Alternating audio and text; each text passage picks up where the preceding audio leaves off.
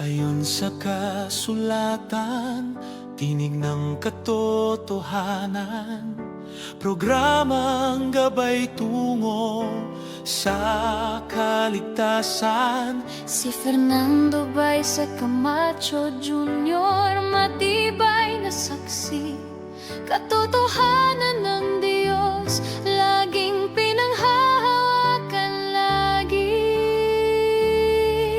Sa bawat aral na kanyang binibigkas, liwanag ng langit sa puso ay bukas. Maling aral ay tinutuwid niya, pag-ibig ng Diyos Sa atin ay pinapakita.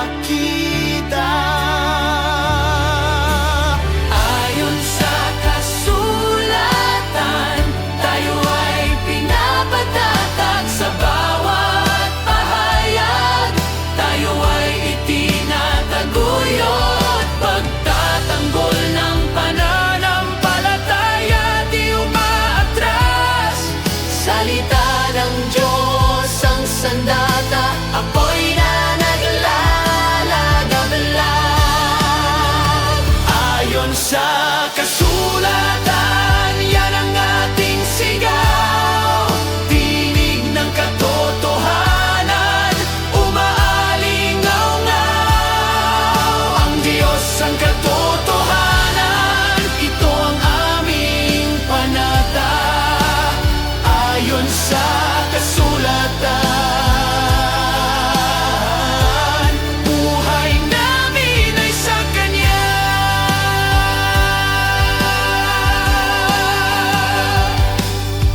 Sa hamon ng mundo, tayo ay naninindigan. Tapat na aral laging pinanghahawakan. Si Brother Fernando, tapat na bantayog.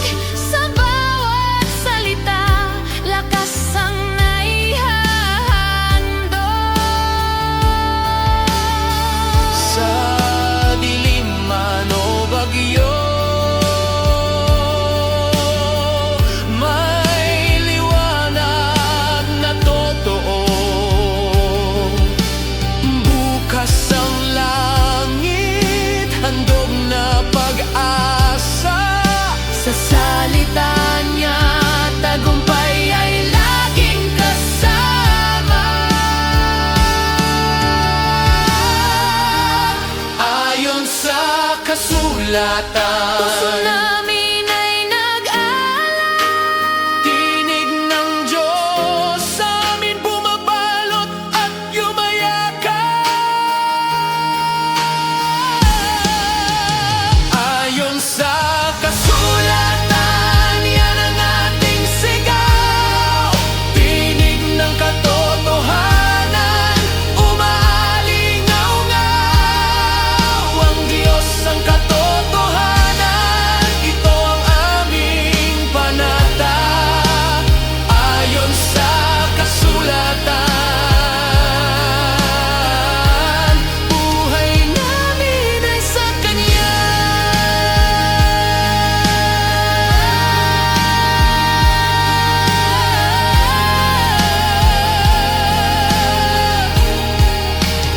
Ayon sa kasulatan, Laging magliliyab ang aming pananampalataya.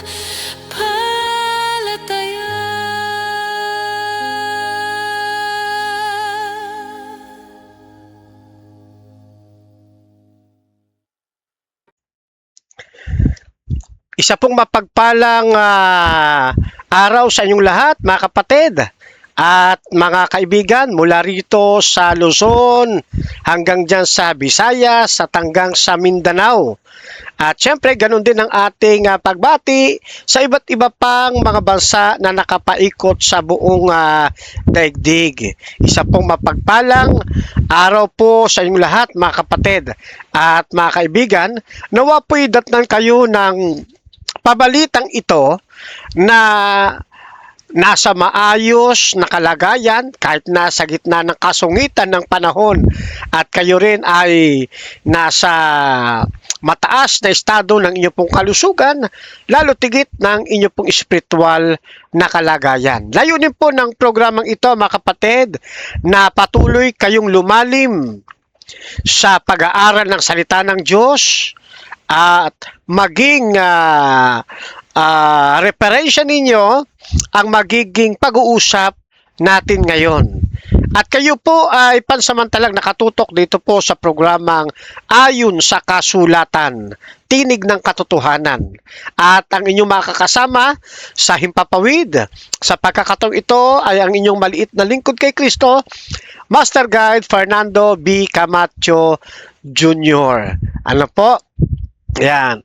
At marahil sa magiging paksa natin ngayon, ang iba sa mga kapatid sa pananampalataya ng Seventh-day Adventist Church at ng iba pang mga kaibayo natin sa pananampalataya ng mga kaibigan ay magugulat, mamamangha, magtatanong, magtataka sapagkat itong ating papaksain ngayon ay isa sa mga controversial na napapag-usapan ngayon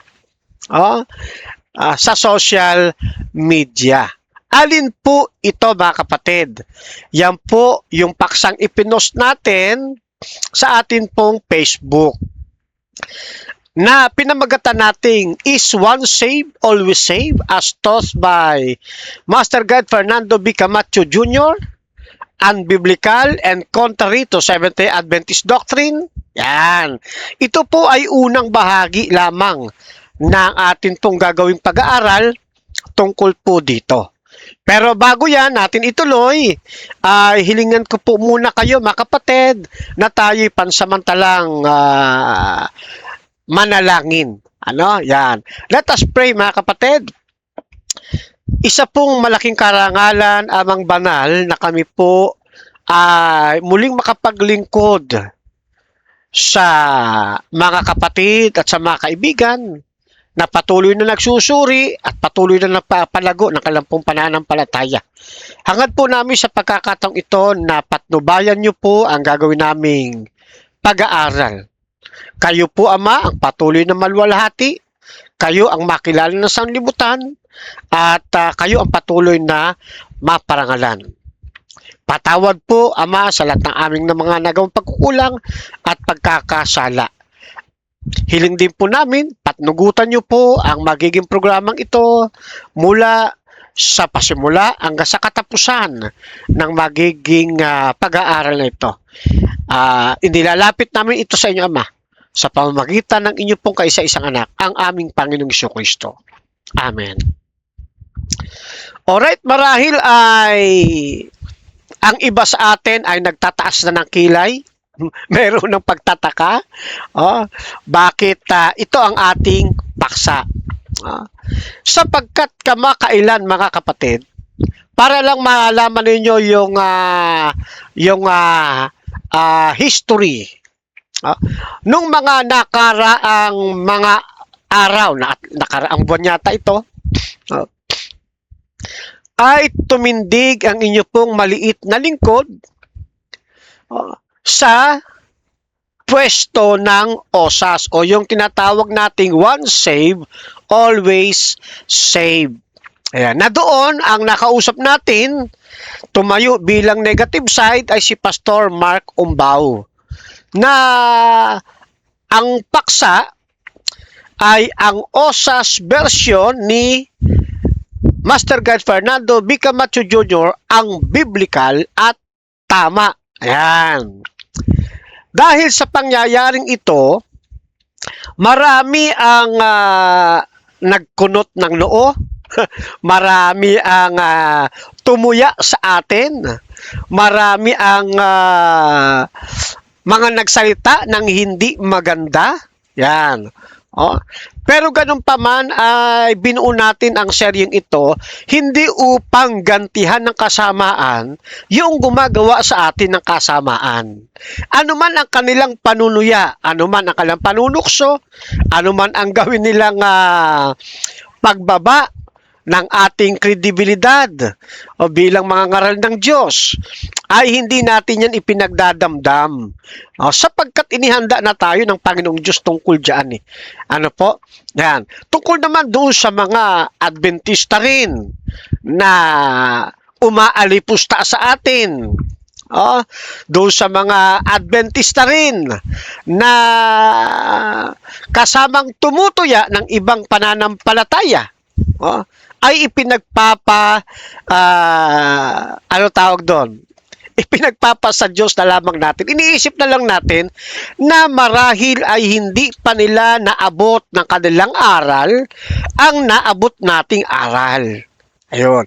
Marahil ay hanggang doon pa lang yung kaya nilang isipin. Kung kaya't tayo ay magsasagawa ngayon ng pag-aaral tungkol dito. At bago ko nga pala ipagpatuloy ito, babatiin ko muna ang ating mga kaibigan. Rico Baisa Corsane, shout out, nag-ano siya sa ating Facebook, nag-react.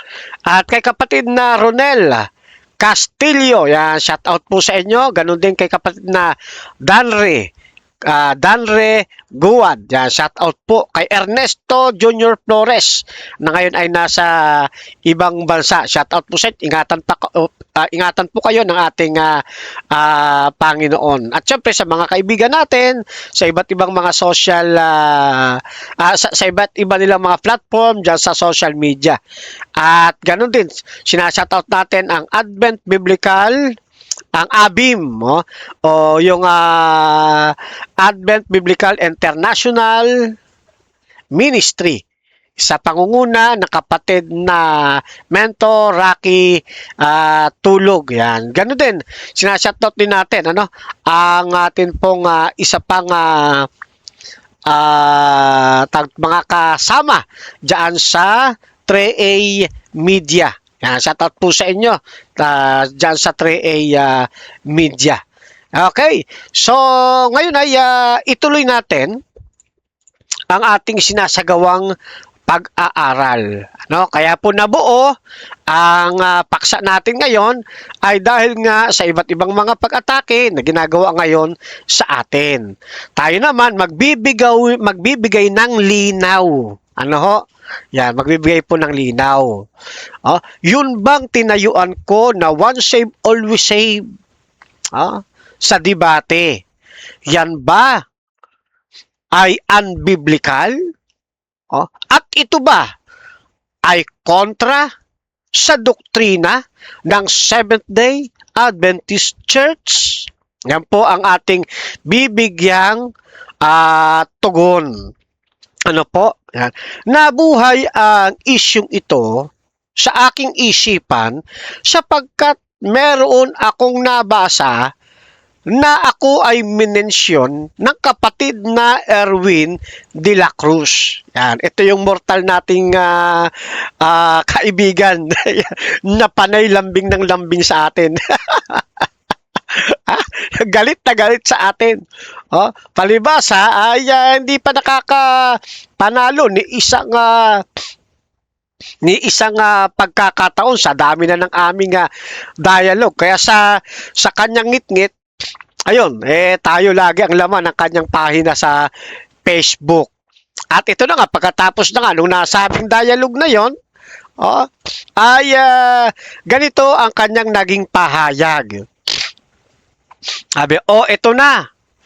Binira na si MG Broper Baisa Camacho ng mga kapwa niya sa Badista dahil nangangarap na maging osas na din siya. Yan. Kaya, huwag kayong magtaka na kung isang araw mula ngayon, sabi ni Kapatid Erwin de la Cruz, mag-alsabalutan na din itong si Camacho sa SDA dahil sa backlash na makukuha niya sa sarili niyang mga kasama. Dahil hindi sila makalusot sa OSAS debates at parating lampaso at kahiyan ang inabot. Ayan, ngayon, nangangarap na maging osas na din kahit napakataliwas nito sa doktrina ng SDA na INB. Ano yan? Investigative judgment yan, ibig niya sabihin. At kasama niyang kinote itong post ni Rocky Santos. Yan. Dahil dito, sa post si Rocky Santos, tila nakakuha ng simpatsya ang kapatid na Erwin de la Cruz na tinatawag nilang error win. Oh, yung error win di sa akin nagmula yun, ano? Kundi sa iba nating mga kapatid rin. Kaya sabi ni kapatid ni Erwin de la Cruz, eto na, binibira na si MG, Baisa Camacho Jr. Yan. Okay, gusto kong isa-isahin natin ito. Ipinost ni Erwin de la Cruz. Okay? Eto na, binibira na si MG Brooper Baisa Camacho Jr. ng mga kapwa niya sa Badista dahil nangangarap na maging osas na din siya. Ayan. Gusto kong tignan muna natin ito, mga kapatid. Yung term niya na nangangarap na maging osas na din siya. Ayan. At the same time, sa baba, actually, lagyan ko nga ng kulay red dyan, ano? Para wag mawala sa ating mga mata.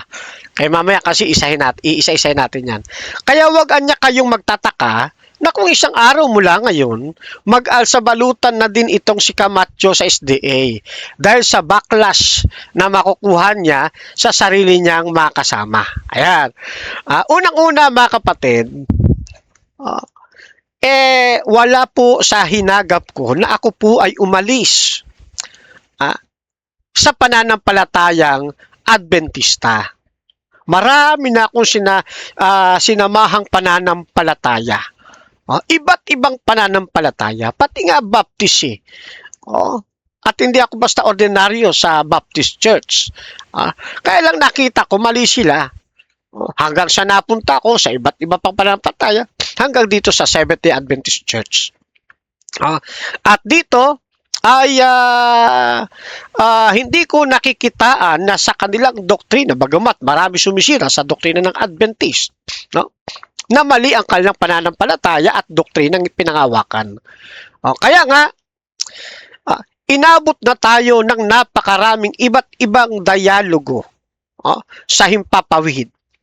Ni isa sa atin ay walang nakapagpatibag doon sa doktrina na atin pong pinangahawakan. Wala po ni isa na nakabali sa doktrinang itinataguyod ng inyong malit na lingkod. Hawak ang doktrina ng Seventh-day Adventist Church. Okay? Sa kasalukuyan, i-post natin. Yan. Sa kasalukuyan, mga kapatid, tayo ay umabot na ng 471 debates. At ang ginagamit natin, siyempre, yung pananampalatayang Adventista. Kaya, lalong napakalabo na ako po ay mag-aalsabalutan. Marami na ako nakausap, mga iba't ibang pananampalatayang Christian, mayroon pang mga Judaism, may mga galing sa pananampalatayang Islam, may mga galing sa Reform na Seventh-day Adventist, at napakarami pang iba. Pero, ni isa, walang nakakumbinsi sa akin na tama ang kanilang itinataguyod na doktrina. Wala po. Kaya itong sinasabi ni kapatid na Erwin de la Cruz, nang dahil lamang sa gagawing mga panunukso sa atin, gagawing patutsada sa atin ng aking mga kapwa Adventista, magiging dahilan na ng aking pag-aalsa o pag-aalsa balutan, no? Hindi po ako katulad ng ibang mananampalataya. Natukso lang na nawala na sa pananampalataya. ano, eh, natisod lang, umalis na sa pananampalataya. Hindi po ako ganon, mga kapatid. Oh, kahit na, kahit na napakarami ng mga Adventistang mga ngaral, ang tumukso sa akin, ang tumisod sa akin, ang yumurak sa akin, hindi pa ako aalis sa pananampalatayang Adventista kung yan lang ang magiging dahilan. Ano po? Ayan. Ganyan po yan, mga kapatid. Napakababaw po niyan dahil lang sa mga baklas na ating makukuha sa mga kasamang Adventista rin. Mga ngaral man o hindi, aalis na ako sa pananampalataya. Malabo po yun at hindi yan mangyayari. Ano po? Hindi mangyayari yan. Okay? Yan. Ngayon, sabi pa, tuloy natin, dahil hindi sila makalusot sa OSAS debates at parating lampaso at kahiyan ang inaabot. Ayan, dito, siyempre, ganun naman talaga si Kapatid Erwin de la Cruz, kahit talo siya pa rin ang panalo. Sa isip lang niya yun. Pero doon sa mga nakakapanood, walang maniniwala po sa kanya.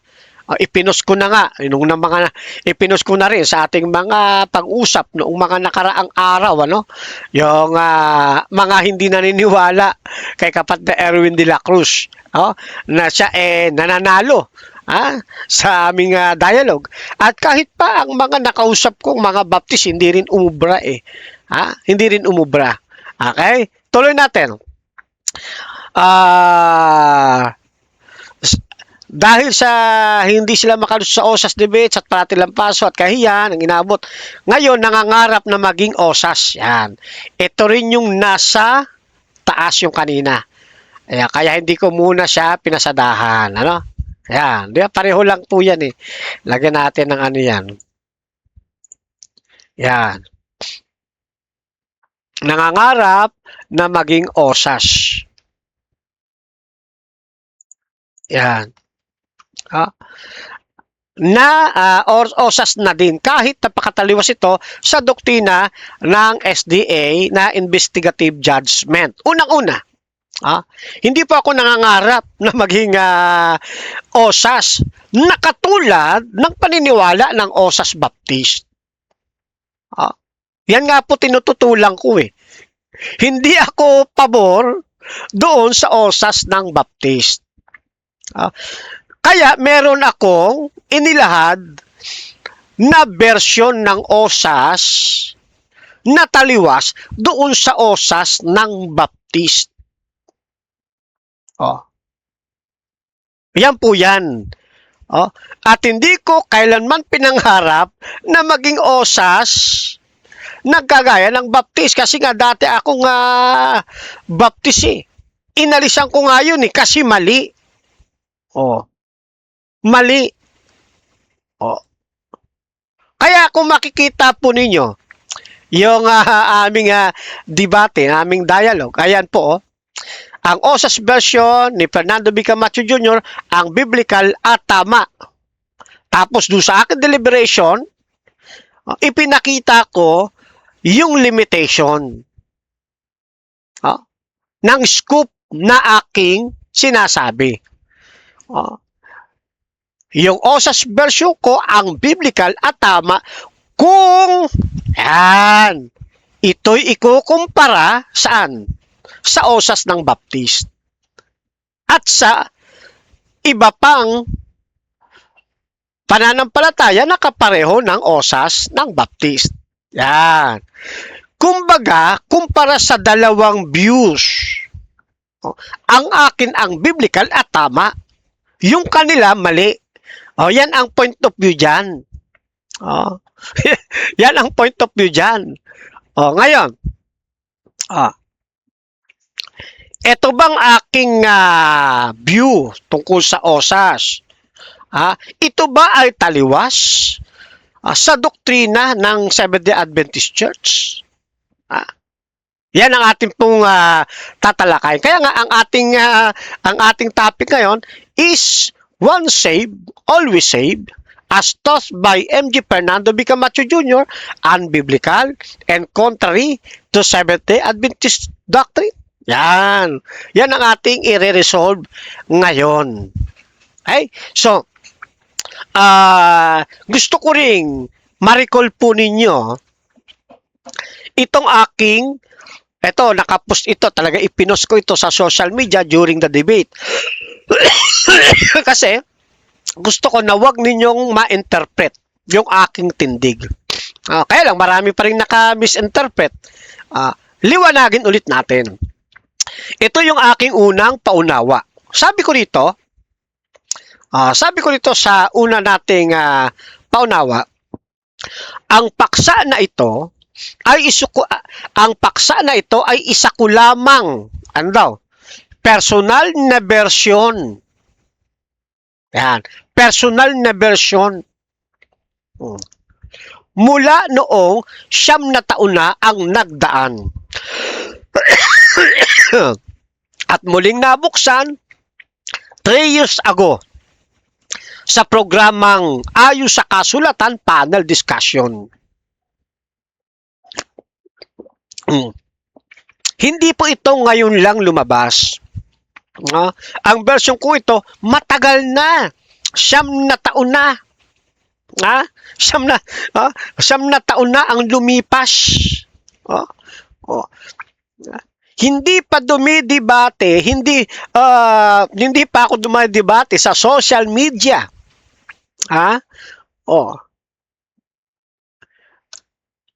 Hindi pa ako dumidebate sa social media, personal ko ng version yan.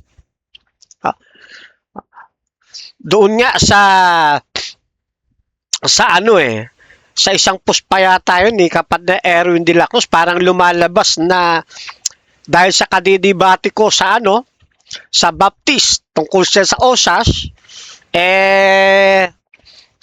kaya ginugusto ko ng maging OSAS. Mali po yun. Kasi ito 9 years ago na. 9 years ago na. At wala pang social media,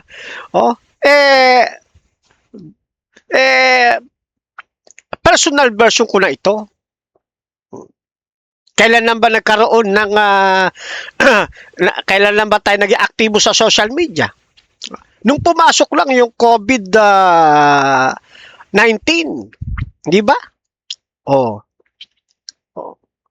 Diyan lang nagkaroon ng kasagsagan ng mga dialogues. Kaya, hindi po pwedeng sasabihin o maging conclusion, kadidebate ko sa OSAS, nangarap na akong maging OSAS. Mali. Mali. At yung version ko ng OSAS, ibang-iba sa OSAS ng iba. Ayan. Ngayon. Meron pa ako nilagay dyan, disclaimer 2026. Sabi ko dyan, ang kabuuang iglesia ng Seventh-day Adventist Church ay wala pong kinalaman sa aking personal na version. Kasi nga, personal ko itong version. Hindi ko isinasama dito ang buong Seventh-day Adventist Church. Hindi ko sila sinasama rito. Yung Seventh-day Adventist Church. Kasi, ang aking personal version ay isang pagpaparaphrase ng doktrina ng Seventh-day Adventist Church, mga kapatid. Yan ang katotohanan yan. Pero kahit na ipinaraphrase ko yung doktrina ng Seventh-day Adventist Church tungkol sa salvation na doktrina, ay hindi ko pa rin sila isinasama sa akin pong version, sa aking personal version ng OSAS. Kaya wag ninyong sasabihin, wag ninyong ipagkakamali, ang Seventh-day Adventist pala, OSAS na. Kasi, pag ginagamit yung OSAS,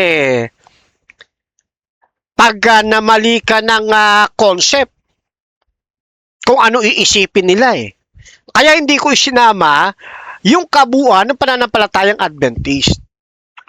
Oh. Kaya sabi ko, yung kabuuang iglesia ng Seventh-day Adventist Church ay wala pong kinalaman sa aking personal na version. Oh, lagyan nga natin yan ng highlights eh.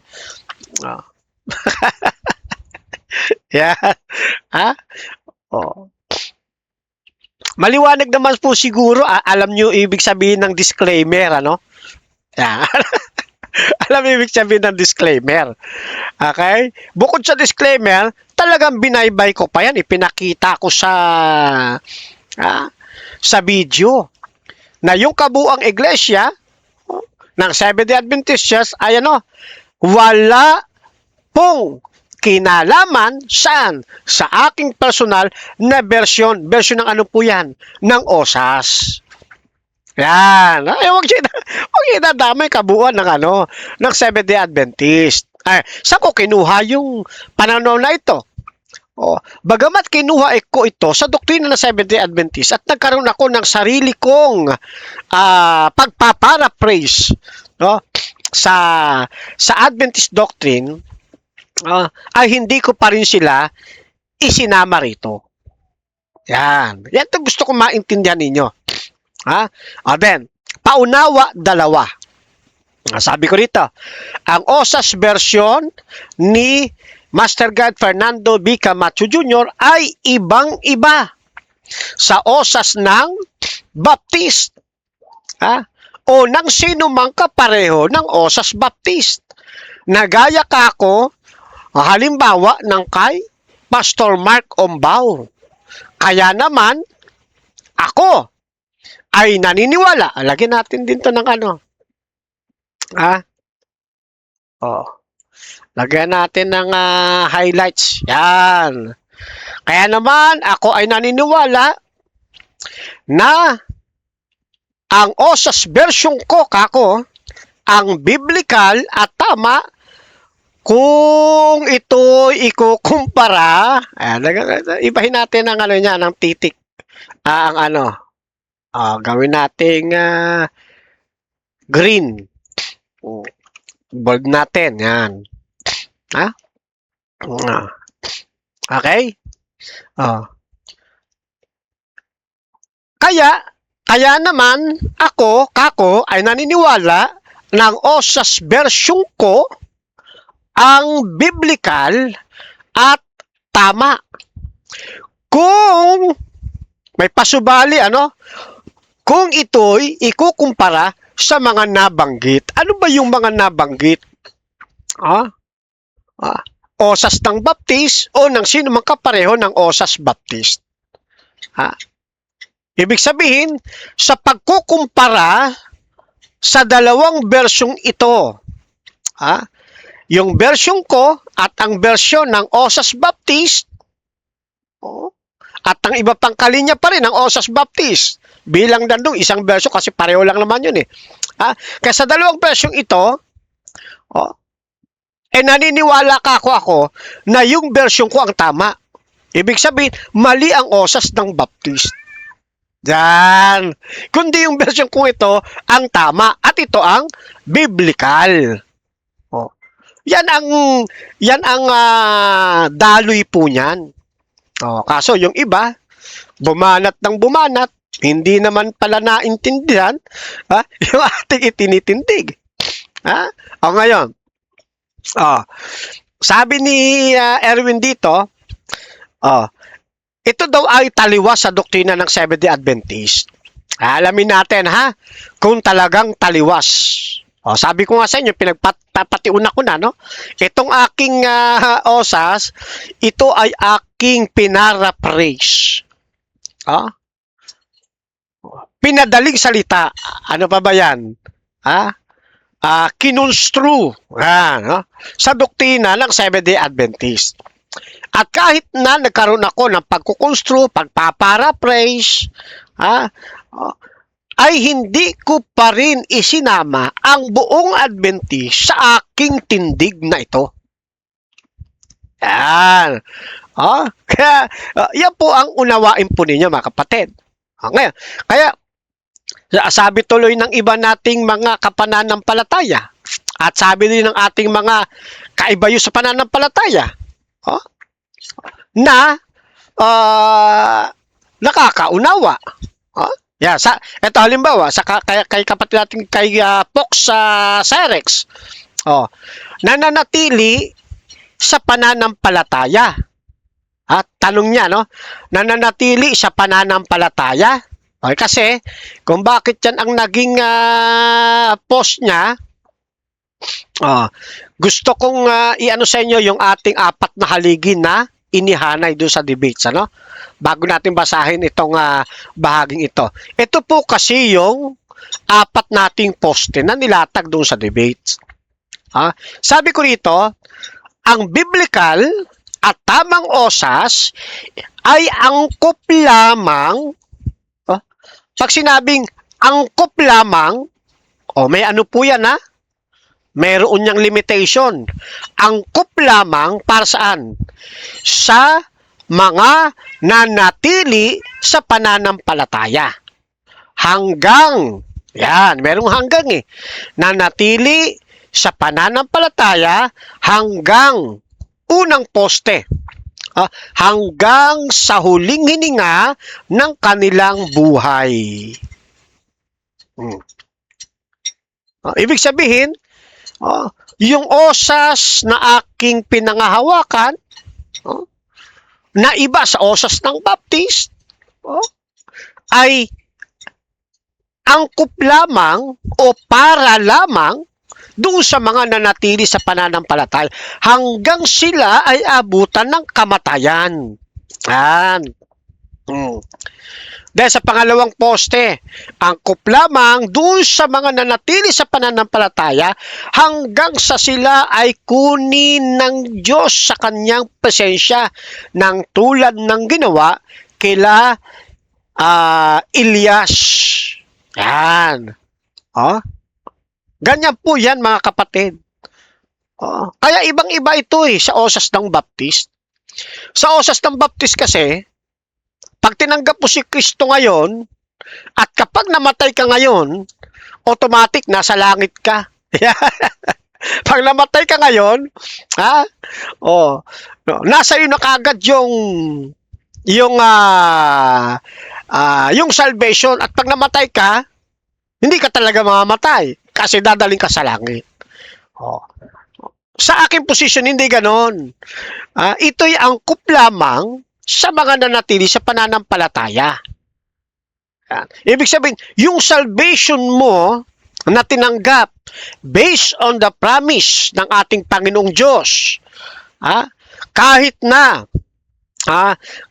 hindi yung pahawak yung lunduang, yung lunduan ng buhay na walang hanggan, yung mismong katuparan ng buhay na walang hanggan. Pero dahil ang nangako ay ang Diyos, pinangahawakan ko ngayon, ako ay ligtas na.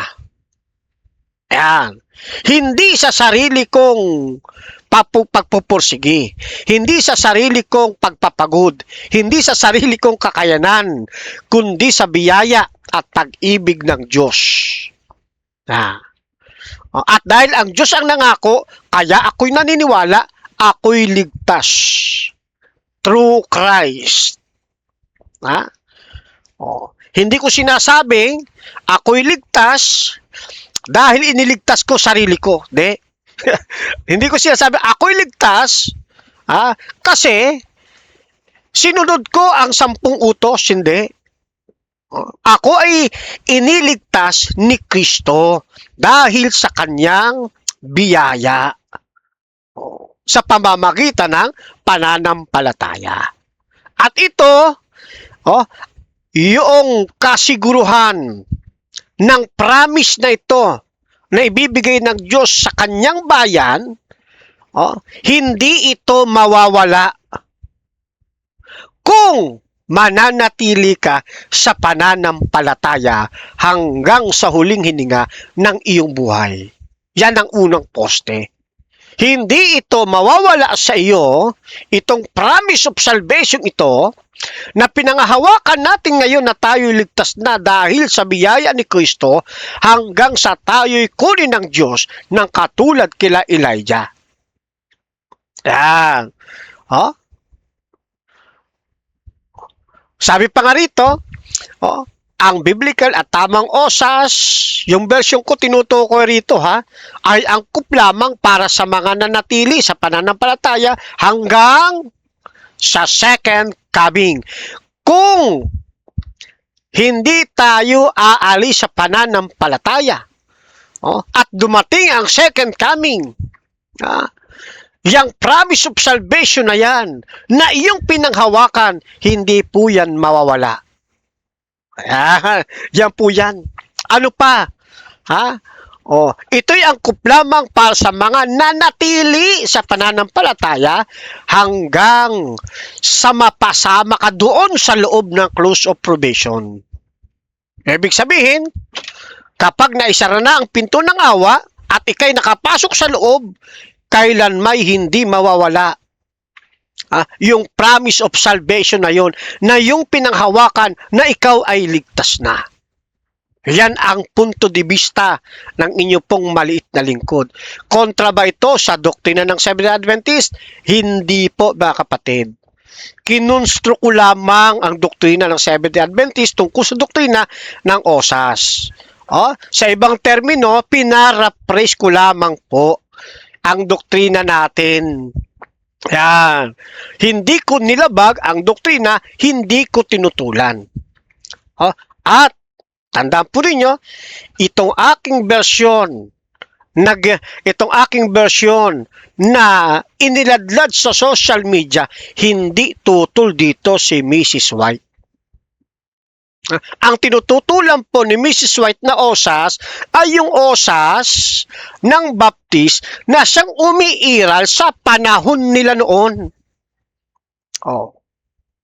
Etong aking versyong osas natagpuan ko lang ang pagkukonstruyo nito na pwede palang padaliin ang doktrina ng Seventh-day Adventist pwede palang iparaphrase sa mas mababaw na iniisip kong paraan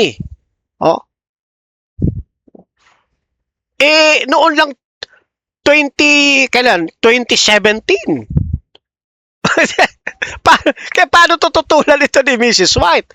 At isa pa, ilalahad ko rin mamaya kung bakit sinasabi natin hindi tutol si Mrs. White dito sa aking at maging ang ating pananampalatayang Adventist, hindi tumututol at hindi ko kinokontra ang ating doktrina tungkol sa salvation.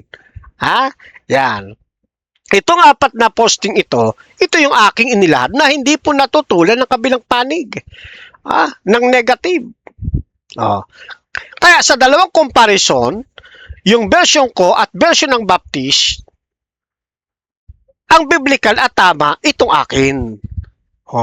Pero bagamat yan ang posisyon ko, hindi ko sinasama ang buong pananampalataya ng Adventist kasi ito ay akin lamang pagkukonstru. Ito ay akin lamang pagpaparaphrase sa kabuong doktrina ng Seventh-day Adventist tungkol sa salvation.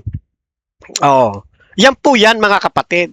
Kaya sabi doon sa comment section, nanatili sa pananampalataya. Di mali osas mo, sabi niya doon kay tawag dyan, kay kapatid Erwin de la Cruz, di malian niya osas mo, sabi kay kapatid Erwin de la Cruz, dapat once saved is always saved if you remain in faith. At least kapatid na Poks nakaunawa. Diba? Kasi general term yung osas, kaya mali yan. Kaya kailangan lagyan natin ng limitation. Hindi lahat ng osas ay osas ng Baptist. Meron ding biblical osas Kaya nga sabi ko doon sa dialogue. Sabi ko sa dialogue, yung osas ng Baptist, counterfeit yan ng osas ng Biblia. Kasi may biblical osas din sa biblical osas, yung nananatili sa pananampalataya. Nanatili sila hanggang sa sila ay ano daw? bawian na ng kanilang buhay. Hanggang sila ay espesyal na kunin ng Diyos na buhay. Nanatili sa pananampalataya hanggang sa dumating ang second coming. Nanatili sa pananampalataya hanggang sila ay mapasama sa loob ng close of probation. Yan po yan mga kapatid. At syempre, yung osas na binabanggit ko riyan, hindi nga kagaya ng osas ng Baptist na kapag sumampalataya ka ngayon, yung kaligtasang, yung lunduan ng kaligtasan, yung kabuuan ng kaligtasan, hawak-hawak na nila. Na kahit mamatay ka ngayon sa langit ang punta mo. Hindi ganun ang aking tindig. Kundi, yung salvation na pinanghawakan ko ngayon na ako ay ligtas na. Yan ay base sa promise, sa pananampalataya ko, sa promise ng ating Panginoong Diyos na ipinagkaloob sa atin ang salvation. Pero of course, mawawala ito kapag ka umalis ka sa pananampalataya. Pero, kung ikay mananatili, kaya nga sabi ko nga dyan, angkop lamang saan?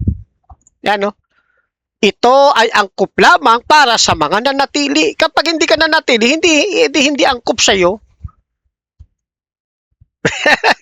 Yan po yan. Kaya iba yung aking version ng osas. Mamaya, babasa ko mamaya ng mga writings ng kapatid na Ellen White. At ng mismo nating fundamental belief tungkol dito sa aking kinustro o sa aking pinaraphrase. Babasa tayo mamaya kung talagang kontra sa sinabi ko. O kaya magkalabang kami ng Seventh-day Adventist Doctrines. Malalaman nyo, hindi pala kami magkalaban. Yan. Kundi, pinaikli ko lang kumbaga. Kinustro ko lang, pinaraphrase. Ngayon, sabi ni Dom sa Ake, correct. Yun ang tamang osas. Yung apat. Alin yung apat na binabanggit niya? Etong ating apat na poste. Yan. At least may mga nakakaintindi, di ba? Correct yung ang tamang osas, yung apat.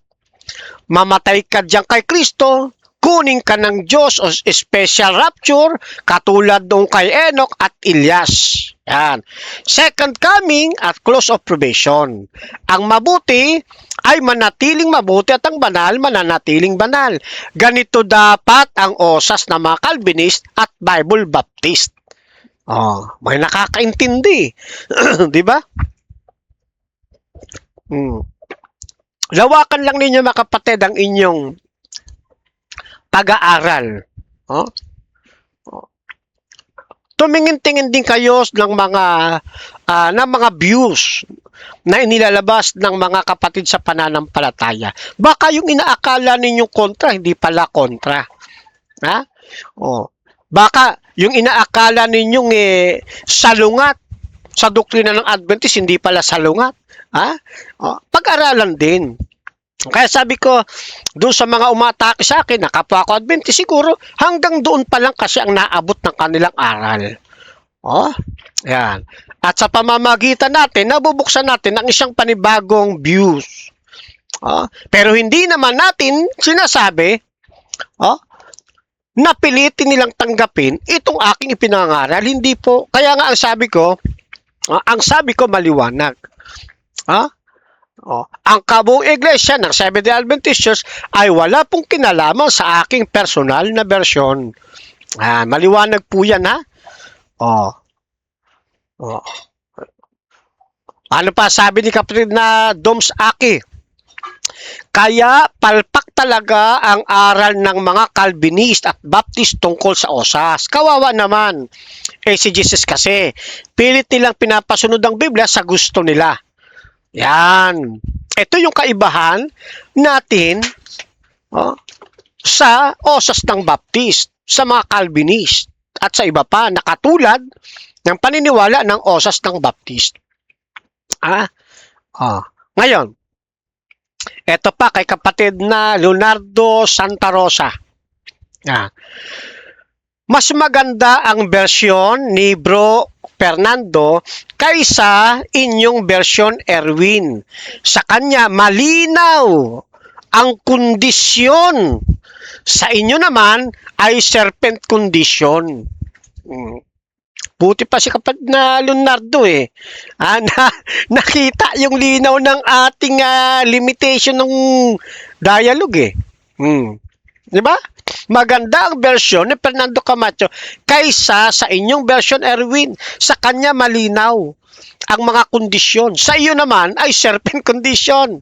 Kaya kahit hindi ka sumunod, kahit hindi ka susunod o mananatiling tapat hanggang sa wakas, ligtas pa rin. Ibig sabihin, kahit man labagin o suwayin mo ang utos ng Diyos, ligtas pa rin yan. Ligtas pa rin. Yan ang sa demonyong aral. Ibang-iba yung version ko dyan. Diba? Thank you kapatid na Leonardo ha. At nakita po ninyo yung ating punto. Ganun din kay kapatid na Domus Aki at kay Pox Cyrex. Ngayon, sabi ni dagdag pa ni Dom Aki, sinagot niya dito si kapatid na Ruben na nakilada. Yan. Ha. Paano nasablay ang klarong biblikal yan? Yan ang tunay na once saved, always saved, dahil hindi na mawawala sa kamay ng Diyos dahil kinuha na ng Diyos tulad ng kay Enoch at Elias. Tama yun. Mawawala pa ba sa yun? Mawawala pa ba sa iyo yung promise of salvation na yan? Na pinanghawakan mo, na makakamit mo yan. Na pinanghawakan mo sa pamagitan ng pananampalataya. Na iyay, mayroon ka na. Hindi na mawawala yan. No. Ganyan po yan mga kapatid. Di ko lang alam kung si kapatid na Ruben Nikilada, isa rin sa mga tumirada sa akin. Kasi kaibigan ko rin yan. Pero di ko alam, hindi ko nabasa, nasulyapan ko lang yung iba eh. Pero ganun pa man, kung si kapatid na Ruben Nikilada, bumira din sa akin, ayos lang po yun. Ayos lang po yun. Ngayon, ito, sabi pa rito ni Nino Pedrera, Bendalo ka na naman, Bendalo ka naman, Erwin de la Cruz, Bendalo. Dito ko natawa rin eh. Yan. Okay? So, ayop mga kaibigan, mga kapatid, nakita nyo rin yung aking ipinupunto. Kaya doon sa debate, nang lumabas yung paksang ito, ng OSAS version ng MG Fernando Camacho Jr., ang biblical at tama, comparison ito sa dalawang version ng OSAS. Yung version ng Baptist, at makasama nilang kapareho rin nilang version at yung aking version na kinuha ko sa pamamagitan ng pagkukonstru, pagpaparaphrase sa doktrina ng Adventist tungkol sa ikasampung doktrina doon sa salvation. Sa dalawang version ito, naniniwala ako na sa dalawang version ito, ang version ko ang biblical at tama kung ikukumpara sa mga nabanggit. And again, disclaimer 2026, ang kabuuang iglesia ng Seventh-day Adventist Church ay wala pong kinalaman sa aking personal na version. Kahit na nagsagawa ko ng sarili kong pagkukonstru, ng sarili kong pagpaparaphrase doon sa ikasampung doktrina ng Seventh-day Adventist Church, ay hindi ko hindi ko sinasabi na nilalahat ko sila na ito ang kanilang ito na ang kanilang version dapat tanggapin. Hindi po ganon. Maliwanag naman po yan. Kaya nga inisa-isa ko nga po mga kapatid itong apat na kondisyong ito eh. Basta wag lang kayo hihiwalay doon sa ang biblical at tamang osas ay angkop lamang para sa mga nanatili sa pananampalataya hanggang sa huling hininga ng kanyang buhay. Pinuntusan ko pa nga yan, yung huling hininga ng kanyang buhay. Ibig sabihin, hanggang abutan siya ng kamatayan, nananatili siyang mananampalataya ng ating Panginoon. Ah? Oh. Yan po yan. Katulad halimbawa, kako, sa Genesis 6:9. Oh. Si Noe, nakasumpong ng biyaya sa Panginoon. Hindi po nawala yung promise of salvation sa kanya. Oh. Di ba? Oh. Hanggang siya ay abutan ng kamatayan. Oh. Oh. At ipinakita pa nga natin dyan, hindi lamang si Noe, marami pang iba. Si Abraham. Buhat sa Kapitulo 12 hanggang 25 ng Genesis. Sa Hebreo 11, 8 hanggang 19. Si Isaac na ginamit din ng ating Panginoong Diyos at kanyang lingkod, na mababasa naman sa Kapitulo 26 ng Genesis. Ganon din sa Hebreo 11:20. Si Jacob, sa 48 hanggang 49, Kapitulo ng Genesis. At sa Kapitulo 11, talatang 21 ng Hebreo.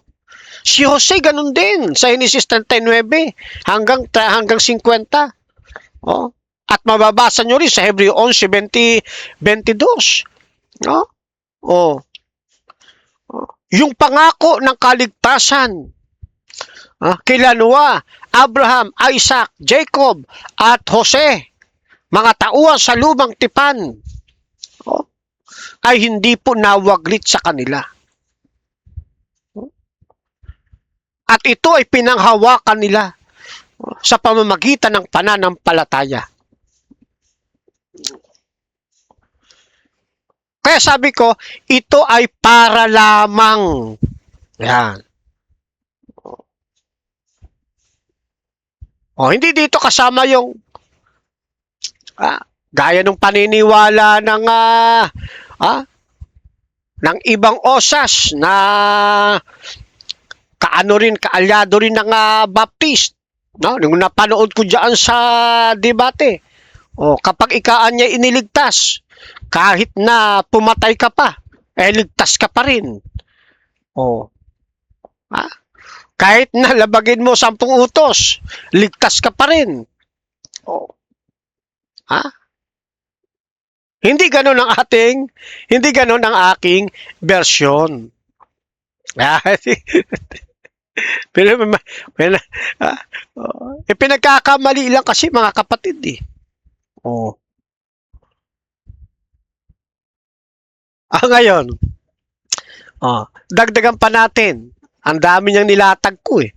Si Jose, si Samuel, si Job, si Daniel, si Shadrach, Meshach, at Abednego. Di ba? Yung 4 na magkakaibigan na yan. Si David, ganun din.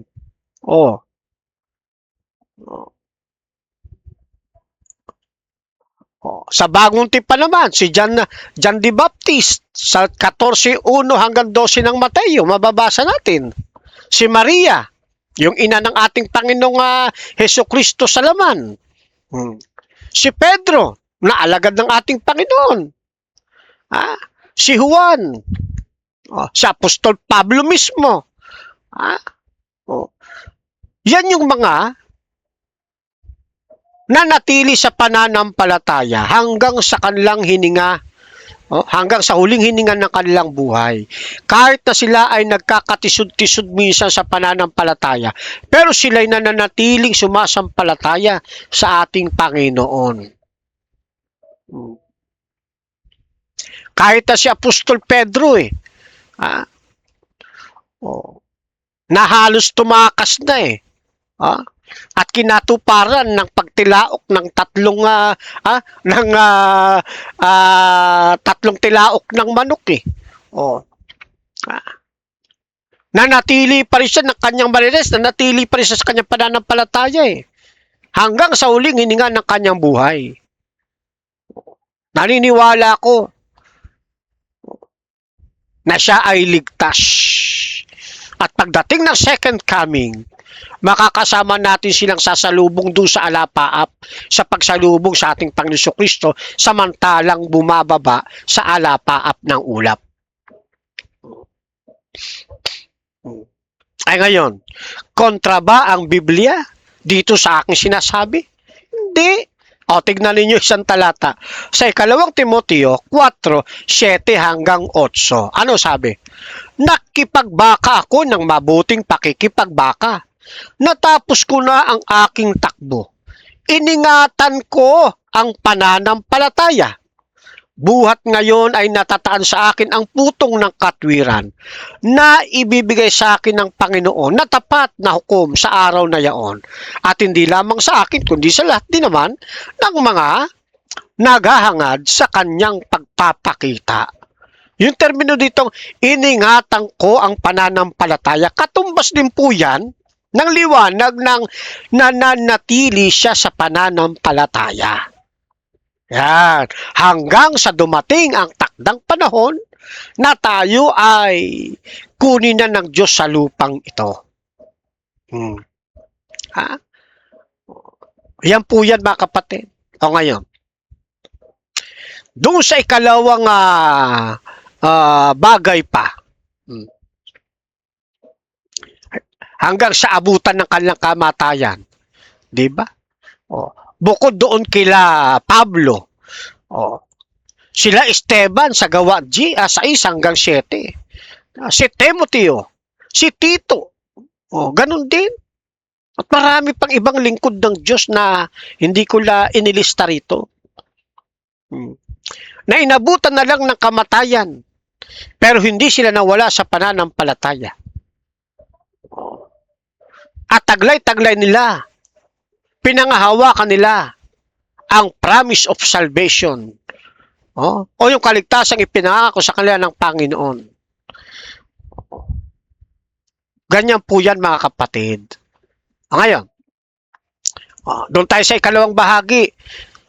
Sa sila'y kunin ng Diyos sa kanyang presensya. Ibig sabihin,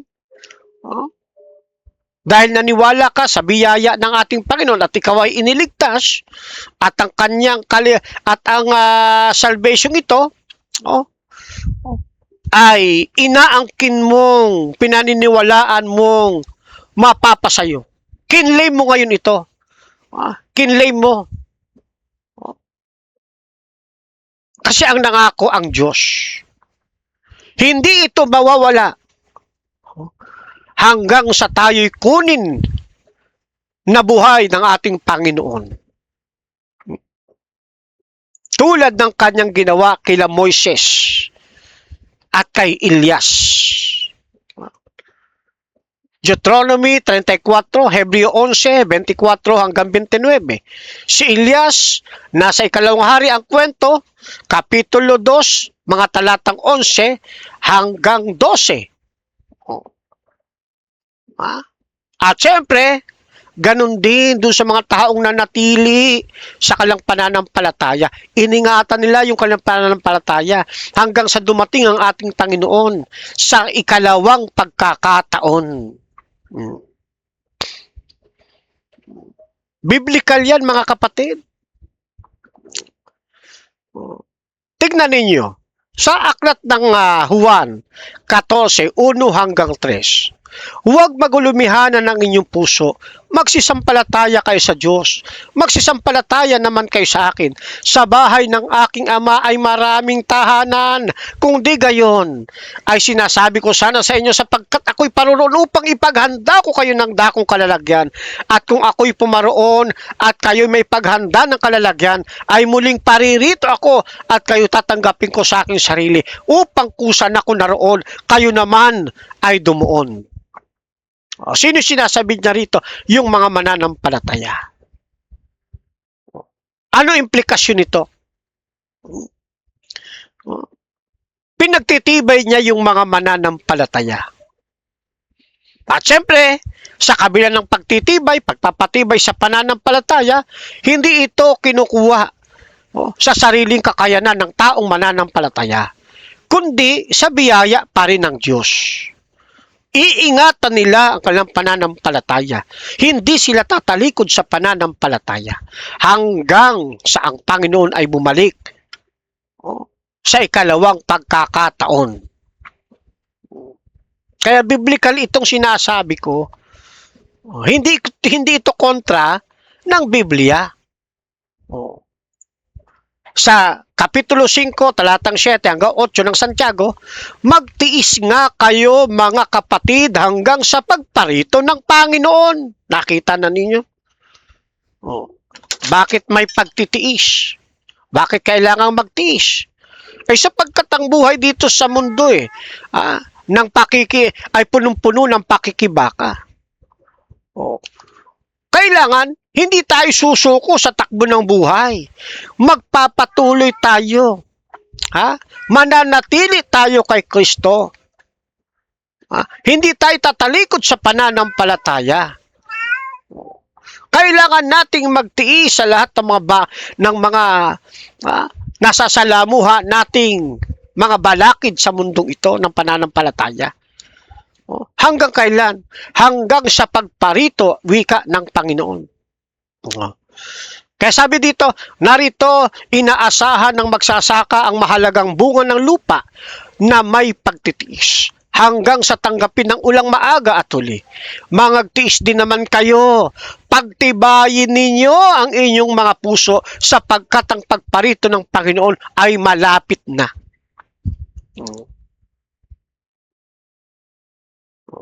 Kaya kailangan nating manatili.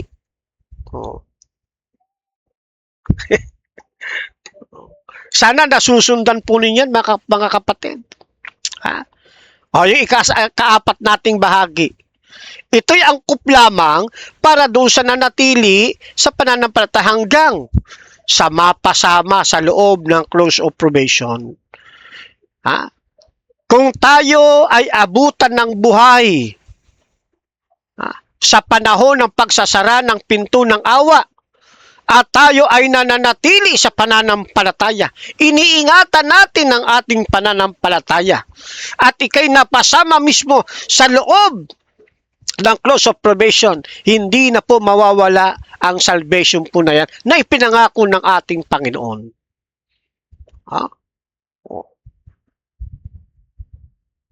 Tingnan ninyo sa isang talata. Halimbawa lang ito mga kapatid, ibig sabihin, ito'y pagsasalamin lang. Sa Kapitulo 7, talatang 16 ng Heneses, mababasa natin ang ganito sa Saling New Filipino Version. Iba't ibang uri ng hayop ang sumama, lalaki at babae, ayon sa iniutos ng Panginoong Diyos, ayon sa iniutos ng Diyos kay Noe. Pagkatapos isinara ng Panginoon ang pinto ng daong. Yung lahat ng nasa daong hindi na napahamak sa bahanggunaw. Pero yung mga nasa labas, sila napahamak sa bahanggunaw. Kasi ang nagsara, ang Diyos. Kahit na gusto yung pa ni Moises na buksan ito, hindi niya ito mabubuksan. Ito ay isang halimbawa na may hangganan ang panahon ng biyaya. Hindi sa lahat ng pagkakataon ay available ang panahon ng biyaya. May pagkakataong isasara din ito. Isasara din ang pinto ng awa na halos katulad ng pangyayari sa panahon ni Noah sa daong. Sa Kapitulo 25, talatang 10, at samantalang sila'y nagsisiparoon sa pagbili, ay dumating ang kasintahang lalaki at ang mga nahanda ay nagsipasok na kasama niya sa piging ng kasalan at inilapat ang pintuan. Ito yung isa sa mga pinagkukunan ng mga pahiwatig tungkol sa pagsasara ng pinto ng awa o sa close of probation. Sapagkat itinuturing itong larawan ng pagtatapos ng pangangaral ng Ebanghelyo sa buong sanlibutan. Oh. Nasa panahong na ilapat na ang pinto ng awa, wala ng puwang na maligtas pa ang mga tiwali sa pananampalataya. Wala ng puwang na maligtas pa yung mga nasa labas ng pinto na napagsarhan. Hindi na sila mapapatawad pa ng Diyos kahit na kailan, sapagkat natapos na ang panahon ng biyaya para sa kanila na mga makasalanan.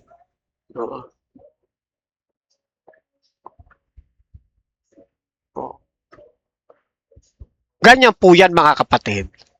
Pero, kapag ikay mananatiling tapat sa Panginoon, abutan ka ng close of probation, iningatan mo yung pananampalataya, at ikay nakapasok sa loob ng pinto, hindi sa iyo mawawala ang salvation.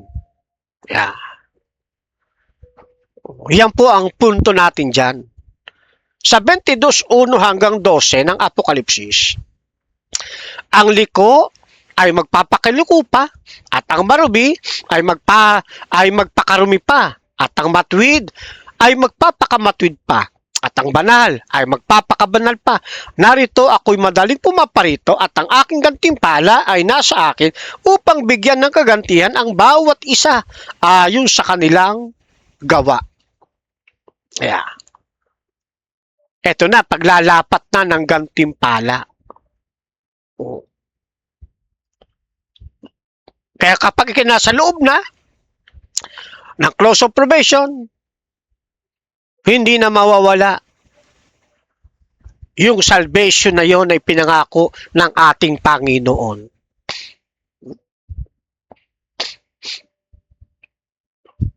Yan po yan, mga kapatid. Sa kapitulo, sa talata pang ito, ako'y malapit nang dumating, at dala ko ang aking gantimpala upang gantihan ang bawat isa ayon sa kanyang ginawa.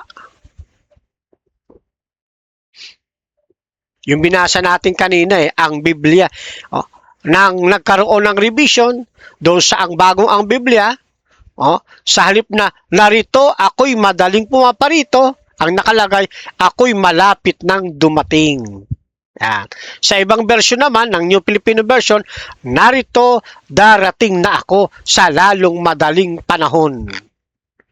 At sa panahong yan, bago dumating ang Panginoon, magkakaroon ng pagsasara ng pintuan ng awa.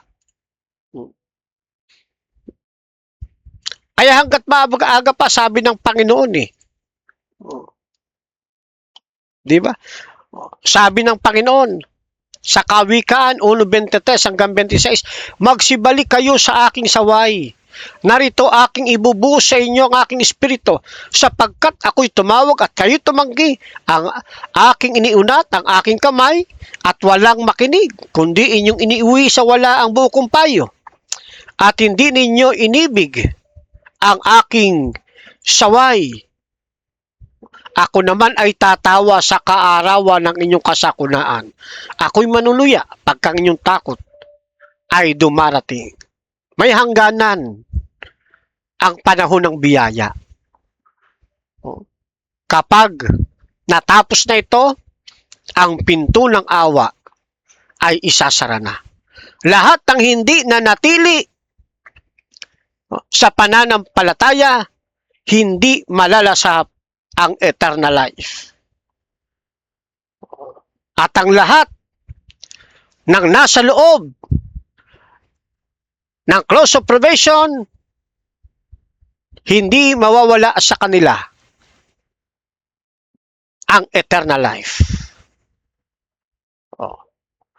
Yan po ang ibig natin sabihin doon sa OSAS version natin. Na kung ikukumpara sa dalawang version ng mga born again ngayon At ng version ko na aking kinuha sa Adventist doctrine din sa pamamagitan ng pagkukonstru o sa pamamagitan ng pagpaparaphrase, ito ang biblical at tama.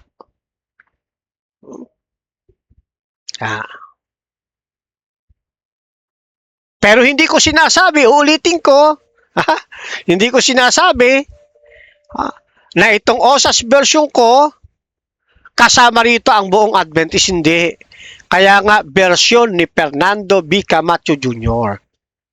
Ngayon, para maintindihan ninyo mga kapatid, siyempre pag sinabing OSAS, yan ay one save, always save, di ba? Teka, ilipat natin ang bahagya, ilagay natin doon sa ano natin. Para maintindihan nyo rin yung proseso ng salvation, mga kapatid. Yung proseso. Yan. Uy.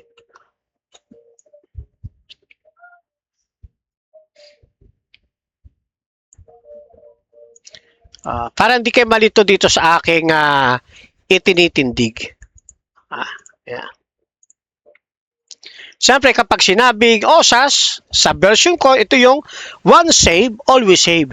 Minsang naligtas, mananatiling ligtas. Kanino ito applicable? Kanino ito applicable? Doon sa mga nanatili sa pananampalataya. Abutan man sila ng kamatayan, o kaya magkaroon ng special rapture, kagaya nung nangyari doon kaya sa mga tao sa lumang tipan, o di kaya abutan siya ng second coming, o di kaya ay nasa loob siya ng close of probation, always save po yun. Ayan. Diyan na muna natin tapusin, mga kapatid, ang atin pong pag-uusap. Mahaba pa, marami pa akong gustong sabihin, pero ilagay na lang natin sa part 2. Total mahaba na ito. Okay, let us pray, mga kapatid. Salamat po ng maraming Amang Banal sa panahon na gugol ng inyong pong pangangasiwa. Ama, patawad po muli sa aking pagkukulang, pagkakasala, at kayo pa rin po ang hangad ng inyong malit na lingkod na maitaas at maluwalhati sa pagkakataong ito. Patnubayan, Ama, ang patuloy mga nagsusuri, gayon din ang lahat ng mga mapapaabutan ng pag-aaral na ito saan man sila naroroon. Ingatan din po ang inyong mga anak sa pamamagitan po ng aming Panginoon Hesus. Amen. Alright, mga kapatid, muli, iniiwan ko kayo sa mapagmahal na palad ng ating pong Panginoong Diyos. Hasta la vista! Viva el Señor! Viva Adventista del Séptimo Día! Chokbok! Hamnida! Mispa sa inyong lahat, mga kapatid. Shalom! Ito ang tinig na hindi mabibili, hindi matitinag, hindi mapapawi. Ito ang tinig ng katotohanan ayon sa kasulatan. Sa salita mo aming pinanghahawakan, liwanag sa dilim, gabay sa bawat daan. Hindi sa opinyon ng sanlibutan, kundi sa katotohanang nasa kasulatan. Kapag may unos, hindi uurong, ang pananampalataya'y lalo pang titibay. Ang bawat pangako mo'y aming aasahan, dahil ikaw, O Diyos,